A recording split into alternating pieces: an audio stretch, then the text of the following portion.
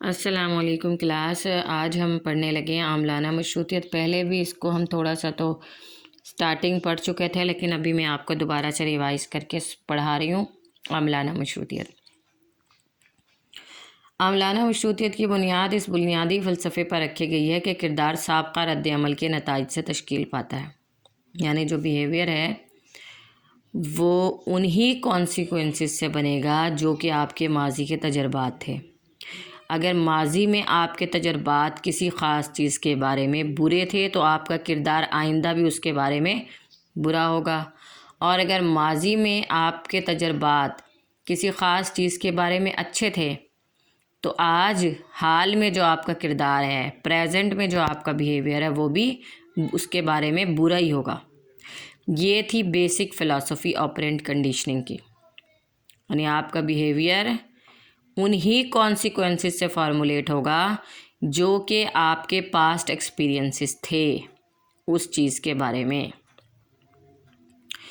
اور جیسے کہ ہم نے کلاسیکل مشروطیت جب ہم پڑھ رہے تھے تو ہم نے کہا تھا کہ اس کی جو بیس ہے کلاسیکل مشروطیت کی وہ پیولوو نے رکھی تھی، اور جب ہم عاملانہ مشروطیت کی بات کریں گے تو ہم کہیں گے اس کی بیس رکھی تھی اسکینر نے۔ Founder of operant conditioning is scanner, BF scanner. اب کام تو اس پہ تھارنڈائک بہت پہلے سے کر رہا تھا، ہم نے پڑھا تھا 1900 سے تھارنڈائک نے اپنا کام شروع کر دیا تھا، اور 1920 میں اس نے لاز بھی ہمیں پرووائڈ کر دیے تھے لرننگ کے بارے میں۔ لیکن اسپیسیفکلی جب ہم کنڈیشننگ کی بات کرتے ہیں، مشروطیت کی بات کرتے ہیں، تو پھر ہم کلاسیکل اور آپرینٹ کنڈیشننگ کی بات کرتے ہیں، تو پھر ہمیں نام پیولوو اور اسکینر کا لینا پڑتا ہے ریسپیکٹیولی۔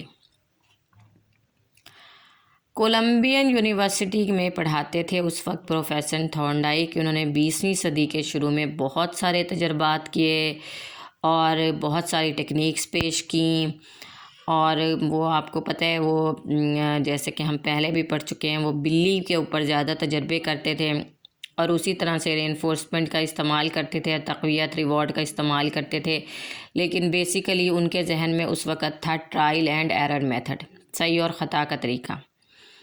اور تھارنڈائک نے اینڈ میں یہ بھی ہمیں اسٹیٹمنٹ بنا کے دی تھی کہ بلیاں جو ہیں وہ آموزش سے نہیں سیکھتی ہیں، ان کے پاس سیکھنے کا ایک ہی طریقہ ہے اور وہ ہے ٹرائل اینڈ ایرر میتھڈ۔ ٹھیک ہو گیا؟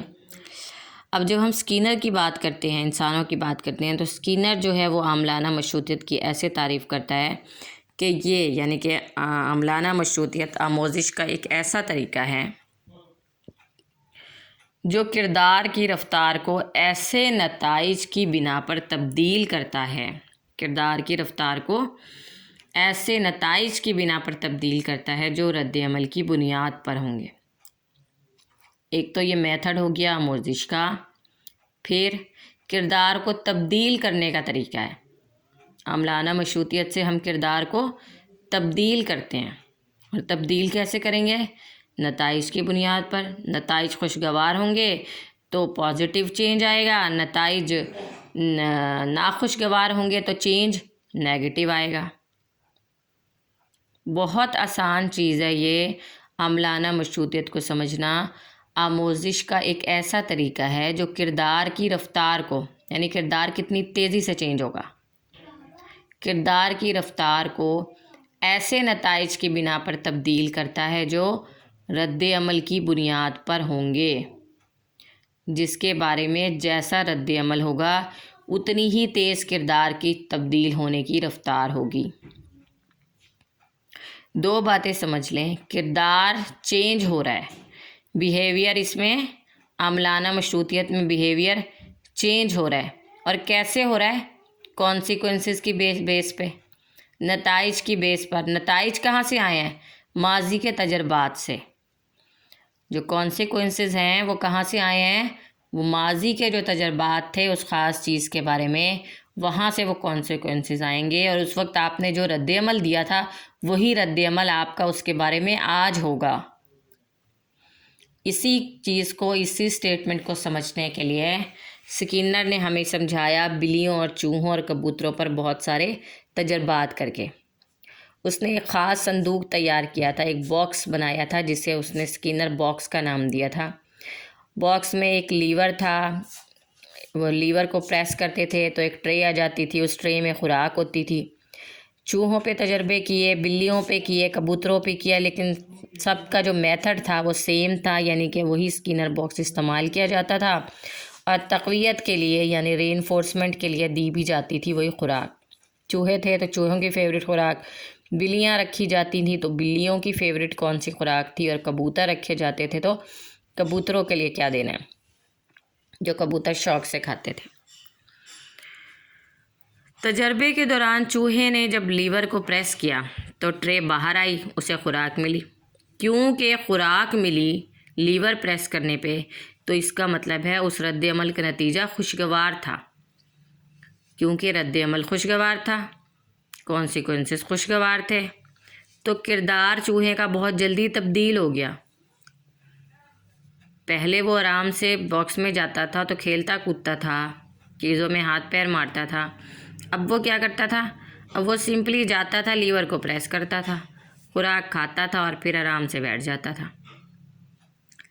اس عمل سے چوہے نے آسانی سے اور تیزی سے لیور دبانا اور خوراک حاصل کرنا سیکھ لیا تھا۔ کس عمل سے؟ تقویت کے استعمال سے۔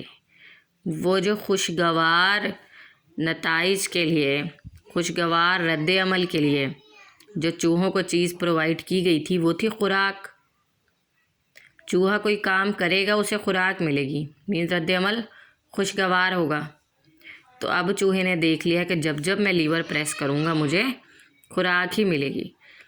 اب یہ سارا تجربہ جو ہے اس کے بعد سکینر اس نتیجے پر پہنچا کہ جب اکتسابی کردار یعنی جو رد عمل ہے اس پر تقویت دی جائے تو اس رد عمل کے مضبوط ہونے اور اس میں اضافہ ہونے کا امکان موجود ہوتا ہے۔ جس رد عمل پہ بھی تقویت دیں گے تو اس رد عمل کے مضبوط ہونے کا بھی چانس زیادہ ہے اور اس رد عمل کے میں اضافہ ہونے کا بھی چانس زیادہ ہے۔ سکینر کے خیال میں یہ آموزش عاملانہ مشروطیت ہے۔ اس پہ آپ نے کام کیا ہے نا، آپ نے تقویت دی ہے۔ جس چیز پہ ہم خود کام کریں، ہم خود محنت کریں، جو خود بخود نہ ہو وہ عاملانہ مشروطیت ہے، اور جو خود بخود ہو جائے وہ کلاسیکی مشروطیت ہے۔ تو یہ آموزش کیا کہلائی؟ عاملانہ مشروطیت، کیونکہ میں نے خود اس چوہے کو فورس کیا تھا خوراک دے دے کر کہ وہ لیور کو پریس کرنا سیکھ جائے۔ اچھا، سکینر کے خیال میں یہ آموزش عاملانہ مشروطیت ہے کیونکہ چوہے نے کردار کے بہت سے طریقے اختیار کیے اور ماحول پر آپریٹ کیا، خود آپریٹ کیا۔ اس نے ان میں سے ان رد اعمال کو صرف دہرایا جن سے ایسے نتائج پیدا ہوئے جن کو وہ پسند کرتا تھا۔ لیور پریس کیا، وہی رد عمل بار بار کیا، کرنا سیکھ لیا۔ کیونکہ لیور پریس کرنے سے ایسے نتائج پیدا ہو رہے تھے جن کو وہ پسند کرتا تھا۔ لیور پریس کرنے سے کیا ہوتا تھا؟ خوراک ملتی تھی۔ تو کیونکہ لیور پریس کرنے سے خوراک ملتی تھی تو وہ نتائج تھے، وہ کانسیکوینسز تھے جن کو وہ پسند کرتا تھا، جو اس چوہے کے لیے فیوریبل تھے۔ اور اگر آپ کے کانسیکوینسز فیوریبل ہوں گے تو یقینی طور پر آپ وہ کام بار بار کریں گے، آپ کے کردار کے تبدیل ہونے کی رفتار بہت تیز ہو جائے گی۔ یہی کام جانوروں کو کچھ آپ نے کوئی ٹرک سکھانی ہو، کوئی مشکل کام سکھانے ہوں تو جانوروں کے اوپر بھی یہی پروسیس کیا جا سکتا ہے۔ جیسے ایک کبوتر کے سامنے مختلف کارڈ رکھے گئے، کبوتر کے اوپر یہ کام کیے جاتے ہیں۔ اس طرح سے عاملانہ مشروطیت کی جو ایکسرسائزز ہیں وہ کبوتر کے اوپر کی جا سکتی ہیں۔ آپ نے دیکھا ہوگا یہ جو کبوتر ہوتے ہیں لوگوں کے پاس اور یہ بیٹھے ہوئے ہوتے ہیں اور باہر اور روڈز کے اوپر یا سائڈس پہ، اور ہوتے ہیں ان کے پاس بہت سارے کارڈ جن کے اوپر نا کچھ لکھا ہوتا ہے کہ آپ کے ساتھ اگلے سال کیا ہوگا، اس سے اگلے سال کیا ہوگا، آپ کو کامیابی کب ملے گی، آپ نے حج کب کرنا ہے، آپ کی شادی کب ہونی ہے۔ یہ ساری چیزیں نا انہوں نے لکھ کے پہلے سے رکھی ہوتی ہیں کارڈز پہ۔ کبوتر کو سکھایا ہوا ہوتا ہے کہ جیسے ہی کوئی بندہ آئے گا اور میں آپ کو اشارہ کروں گا تو آپ نے وہ کارڈ جو ہے نا، کوئی سا بھی کارڈ اٹھا کے مجھے دینا ہے۔ اس میں بھی انہوں نے کبوتر کو وہ ہنٹ لگا کے دیے ہوئے ہوتے ہیں کہ ایسے کروں گا تو یہ کارڈ آئے گا، ایسے کروں گا تو یہ کارڈ اٹھا کے دینا ہے، وغیرہ وغیرہ۔ تو کبوتر کے سامنے مختلف کارڈ رکھے جاتے تھے، اور وہ جب ایک خاص کارڈ کے قریب جاتا تھا تو ہی وہ جو بندہ تھا وہ اسے خوراک دیتا تھا، اور کیونکہ وہ اسے خوراک دیتا تھا اس لیے وہ کبوتر جو تھا وہ سیکھ گیا تھا کہ کبوتر سیکھ گیا تھا کہ وہ جو ہے کارڈ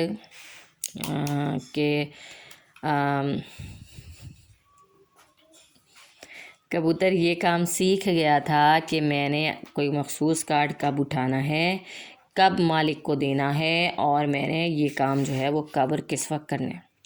کیوں سیکھا تھا وہ؟ کیونکہ کبوتر کو کارڈ اٹھا کے دینے سے تقویت مل رہی تھی۔ جب اس نے سکھایا تھا، کبوتر والے نے کبوتر کو جب یہ کام سکھایا تھا تو ایسے سکھایا تھا جیسے ابھی تو اس نے سارے کارڈز رکھ دیے، اس کے بعد کبوتر کو اس کارڈز کے اوپر بٹھا دیا یا سائڈ پہ بٹھا دیا۔ اس کے بعد اس نے دیکھا اس کے پاس کچھ خوراک تھی، اس نے دیکھا جیسے ہی وہ کارڈز کے قریب گیا ویسے ہی اس نے کبوتر والے نے اس کو خوراک دی۔ کبوتر کو جب بھی وہ کھیلتا جا رہا تھا، ادھر ادھر پھر رہا تھا، جیسے ہی وہ کارڈز کے قریب آتا کبوتر والا صرف اس کو اس وقت خوراک دیتا، ادروائز وہ ادھر ادھر جا رہا تھا تو کبوتر والا اسے خوراک نہیں دے رہا تھا۔ ٹھیک ہو گیا؟ کدھر جا رہا تھا؟ کارڈز کی طرف۔ جیسے ہی اس کا منہ کارڈ کی طرف ہوتا اور وہ ادھر پیک کرتا تو فوری طور پر ہی کبوتر والا اس کو خوراک دے دیتا۔ یہ تھا اس کا پہلا سٹیپ، فرسٹ سٹیپ۔ پھر کیا ہوا؟ پھر اب جب وہ کھیلتا کودتا اس سے تھوڑا اور آگے آیا، کارڈز کے اوپر چڑھا تو کبوتر والے نے اسے پھر خوراک دی، پھر وہ ادھر ادھر ہو جاتا، پھر جیسے ہی وہ کارڈز کے اوپر چڑھتا کبوتر والا اسے فٹافٹ خوراک دے دیتا۔ کئی دفعہ ایسے کرنا ہے، کئی دفعہ ایسے ہوتا ہے، یعنی جب تک بہت دفعہ ایسے نہ ہو تب تک کبوتر کو سمجھ نہیں آتی۔ 10 to 20 ٹائمز ایسے کرنا پڑتا ہے جانوروں کو سکھانے کے لیے۔ اس کے بعد اب تیسرا سٹیپ آئے گا۔ اب کیا ہوگا؟ جیسے ہی کبوتر کارڈ کو اٹھانے کی کوشش کرے گا چونچ سے، جیسے ہی کبوتر کارڈ کو چونچ سے پکڑنے کی کوشش کرے گا یا پکڑ کے اٹھانے کی کوشش کرے گا ویسے ہی کبوتر والا اس کو خوراک دے گا۔ پہلا سٹیپ تھا کارڈ کے پاس آیا، دوسرا سٹیپ تھا کارڈ کے اوپر چڑھا، اور تیسرا تھا کارڈ کو اپنی چونچ سے اٹھانے کی کوشش کی۔ ٹھیک ہو گیا؟ اس نے اس کو پھر خوراک دی، پھر کئی دفعہ ایسے وہ ادھر ادھر ہو جاتا، پھر آتا خوراک، پھر اور آگے آیا کارڈ کے اوپر چڑھا، پھر خوراک، پھر پیک کیا اس کو، کارڈ کو اٹھانے کی کوشش کی، پھر خوراک۔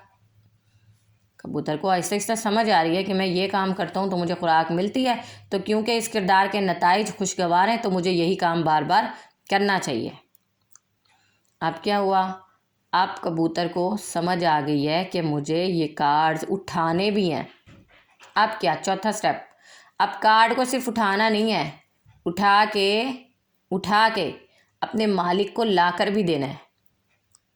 یہ آخری سٹیپ تھا۔ اب کبوتر نے کارڈ اٹھایا اور اپنے ہاتھ میں اس کے دانا تھا، تو کبوتر جو تھا وہ کارڈ لے کے مالک کے پاس گیا۔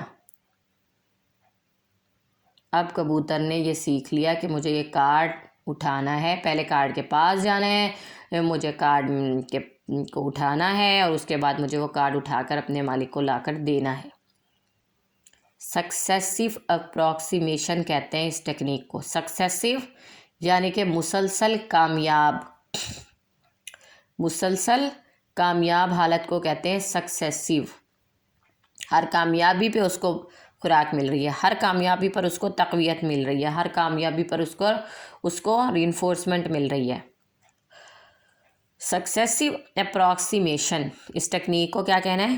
سکسیسیو اپروکسیمیشن ٹیکنیک۔ اردو میں اس کو جو بھی کہتے ہیں آپ نے اس کو کیا کہنا ہے؟ سکسیسیو اپروکسیمیشن ٹیکنیک۔ اچھا، پھر ہم واپس آ جائیں اس کی طرف، کیا کہتے ہیں اس کو،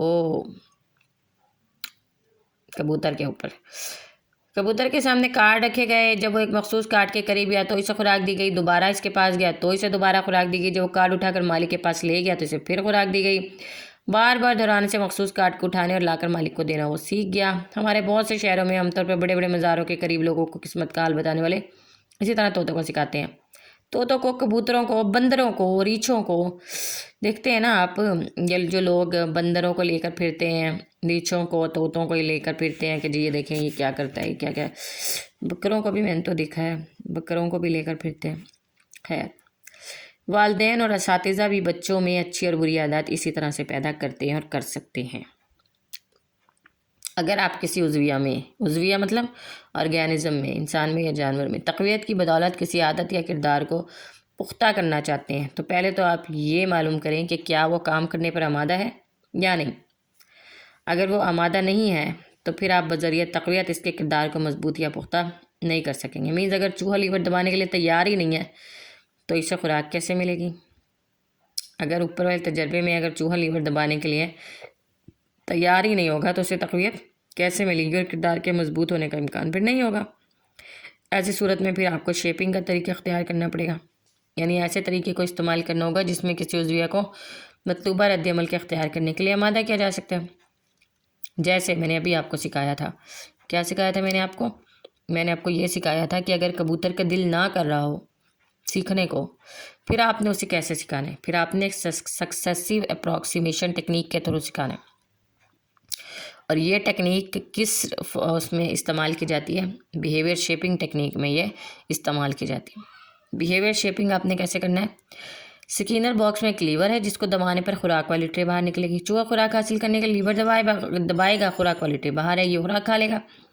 शुरू में तजर्बे के दौरान जब वो लीवर की तरफ मुंह करता है तो खुराक दी, लीवर के करीब गया तो खुराक मिली, लीवर को दबाया तो खुराक मिली, तो चूहा आहिस्ता आहिस्ता खुराक हासिल करना सीख लेगा। यहाँ पर ही शेपिंग का अमल ख़त्म हो जाता है क्योंकि अब चूहा अपने तौर पर काम करने पर आमादा हो चुका है।